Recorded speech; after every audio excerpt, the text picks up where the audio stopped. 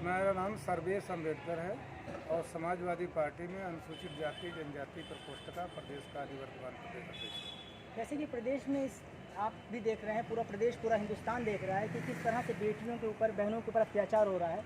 और जहाँ तक मुझे जानकारी कि कल आप हाथरस भी होके आए हैं, तो सर कल वहाँ का क्या माहौल था? क्या आपकी परिजनों से मुलाकात हुई या रास्ते में कहीं कोई अड़चन आई, किसी अधिकारी ने आपको रोकने की कोशिश की? सर देखिए, जब से भारतीय जनता पार्टी प्रदेश और देश पर काबिज हुई है, जब से लगातार बहन बेटियों पर, गरीबों पर, दलितों पर, पिछड़ों पर और सभी वर्ग पर ऐसा कोई वर्ग नहीं बचा है जिस पर जुल्म, जाति, अन्याय, अत्याचार, व्यभिचार, बलात्कार की घटनाएं नहीं हो रही हैं। और घटनाओं का ग्राफ इतना ज़्यादा बढ़ गया है कि पिछले दौर की अगर 2-3 सरकारें मिला ली जाएं, उन सरकारों के दौरान जो घटनाएं हुई हैं वो अकेले भारतीय जनता पार्टी की सरकार में ही हैं। और ये सरकार तो अब हत्या प्रदेश के नाम से इस प्रदेश की पहचान बन गई है। बलात्कार का ये हब बन गया है और बलात्कार के बाद में उसको मार भी दिया जाता है। तो अभी लेटेस्ट घटनाएं हैं जो 14 सितंबर को हाथरस में चंदपा थाना के अंतर्गत एक बेटी के साथ में जो घटना हुई है, उसके साथ 4 लोगों ने, मुख्यमंत्री के सजाती 4 लोगों ने बलात्कार किया। बलात्कार के बाद में उसकी रीढ़ तोड़ दी गई, उसकी गर्दन की हड्डी 3 जगह तोड़ी गई, जबान काट दी गई। और इतनी बड़ी घटना के बाद हैरत इस बात की है कि मामला छेड़छाड़ में दर्ज किया गया सरकार के इशारे पर। और जब उसकी स्थिति ज़्यादा बिगड़ गई तो अलीगढ़ के हॉस्पिटल में उसको एडमिट किया गया, जबकि इतने गंभीर पेशेंट को एम्स में, मेदांता में और बहुत सारे उच्च शिक्षण संस्थान, मेडिकल इंस्टीट्यूट हैं, वहाँ ले जाना चाहिए था। लेकिन सरकार की मर्जी, दलित का मामला था, वाल्मीकि समाज की वो बेटी थी, इसलिए उसको मरने के लिए छोड़ दिया गया। इसलिए सारे देश में इस घटना का विरोध हुआ बड़े पैमाने पर। अब तो पूरे देश की सड़कें जाम हैं और समाजवादी पार्टी के मुखिया, राष्ट्रीय अध्यक्ष, उत्तर प्रदेश के पूर्व मुख्यमंत्री माननीय अखिलेश यादव जी ने दुखी होकर, द्रवित होकर ये निर्देश दिया पदाधिकारियों को कि बहन बेटी के खिलाफ जो अत्याचार हुआ है, हत्या हुई है, इसको दुख व्यक्त करने के लिए, सांत्वना देने के लिए और इस अत्याचारी सरकार का विरोध करने के लिए सारे प्रदेश और देश में विरोध प्रदर्शन किया जाए। हमारे पार्टी के लाखों कार्यकर्ताओं ने सड़क पर उतर कर विरोध किया। और कल 1 अक्टूबर को समाजवादी पार्टी के राष्ट्रीय अध्यक्ष माननीय अखिलेश यादव जी के दिशा निर्देश पर 10 सदस्यीय प्रतिनिधि मंडल चंदपा थाने में भेजा गया था, जिसमें मैं भी था। और जब हम लोग अलीगढ़ से पहले ही रोकने की परंपरा शुरू हो गई और जैसे ही हम लोग गोविंदपुर थाने पे पहुँचे तो वहाँ पर सैकड़ों की संख्या में पुलिस बल लगा हुआ था।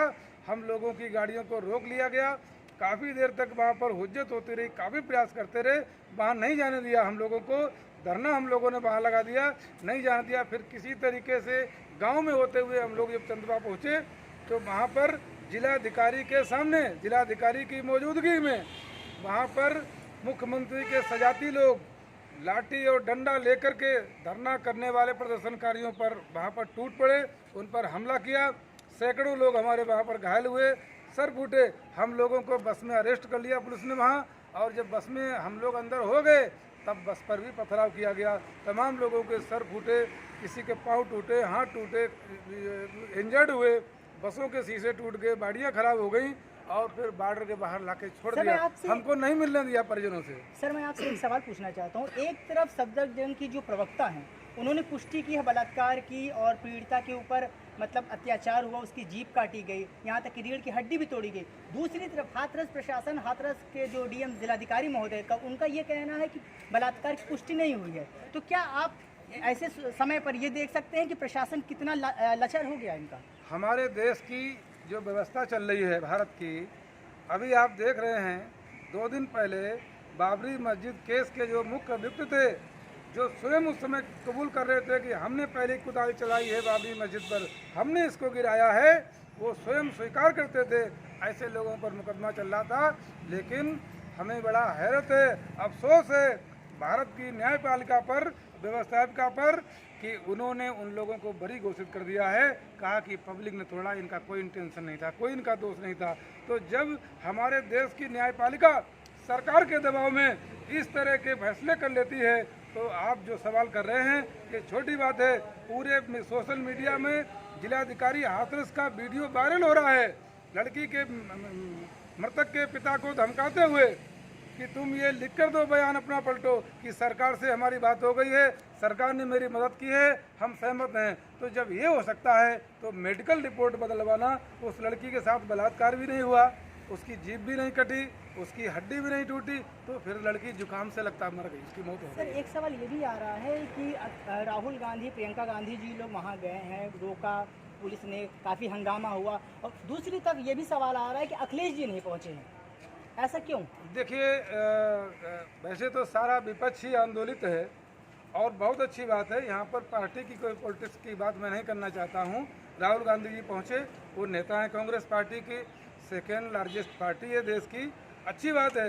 लेकिन जहाँ तक हमारी समाजवादी पार्टी के माननीय अखिलेश यादव जी का सवाल है, तो मैं उसमें कहना चाहता हूँ कि जिस नेता के पास में कार्यकर्ता होते हैं तो कार्यकर्ता लड़ते हैं। माननीय अखिलेश यादव जी के पास कार्यकर्ताओं का टोटा नहीं है, कार्यकर्ताओं की कमी नहीं है, इसलिए आज सारे उत्तर प्रदेश में हर गली चौराहे पर लाठी खाते हुए समाजवादी पार्टी के कार्यकर्ता मिल जाएंगे। और राहुल गांधी जी की बात की जाए तो वो नेता हैं, उनके पास कार्यकर्ता नहीं है, इसलिए वो अकेले वापस। सर मैं आपसे एक आखिरी सवाल पूछना चाहता हूँ कि आप ये जो अत्याचार हुआ है, आपकी पार्टी अब सीएम के लिए क्या कहेगी और सीएम को क्या ज्ञापन देगी? हमारी पार्टी के आज सभी माननीय विधायकगणों ने, आज चूँकि 2 अक्टूबर है, महात्मा गांधी जी का आज जन्मदिन है, तो ये ऐलान किया था, कल भी उसकी रूपरेखा तय की गई कि शांतिपूर्ण तरीके से पूरे प्रदेश में महात्मा गांधी जी के प्रतिमा के तले बैठकर 2 घंटे और मौन रहकर, कोई नारेबाजी नहीं करेंगे, कोई और बात नहीं करेंगे जिससे प्रशासन को दिक्कत पैदा हो, मौन रह करके गांधी जी के प्रतिमा तले बैठकर और हम सत्याग्रह करेंगे। लेकिन ये अत्याचारी सरकार को ये भी मंजूर नहीं, ये घबरा गई है कि लाखों कार्यकर्ता सड़क पर आ गया है, ये सरकार की चूल्हे हिला देंगे, इसलिए योगी सरकार ने घबराकर आज वो भी नहीं करने दिया। हमारी पार्टी के, समाजवादी पार्टी के प्रदेश अध्यक्ष माननीय नरेश उत्तम पटेल जी के नेतृत्व में सभी विधायकगण अभी जब राज्यपाल को ज्ञापन देने के लिए आ रहे थे, कार्यालय से निकल रहे थे, तो रास्ते में उनको रोक दिया पुलिस ने, वहाँ पर पैलेट गन की गाड़ी खड़ी कर दी, वहाँ पर वाटर कैनन गाड़ी खड़ी कर दी और काफ़ी कोशिश के बाद उनको नहीं जाने दिया। और अब जो है सभी विधायकों को गिरफ्तार करके और कहाँ भेजा गया है अभी कुछ पता नहीं है। जीपीओ में गांधी प्रतिमा पर हमारे सैकड़ों कार्यकर्ता, हमारी बहन, हमारी महिला कार्यकर्ता, जिनके साथ पुलिस ने बदसलूकी की है, उनके कपड़े फाड़े हैं, लाठियां पर मारी हैं, सैकड़ों लोगों के मेरे सर फूटे हैं, हाथ पांव टूटे हैं और सबको जेल में भेज दिया गया है। महिलाओं को कहाँ भेजा गया, हमारी कार्यकर्ताओं को, अभी तक उनका पता नहीं है। धन्यवाद सर।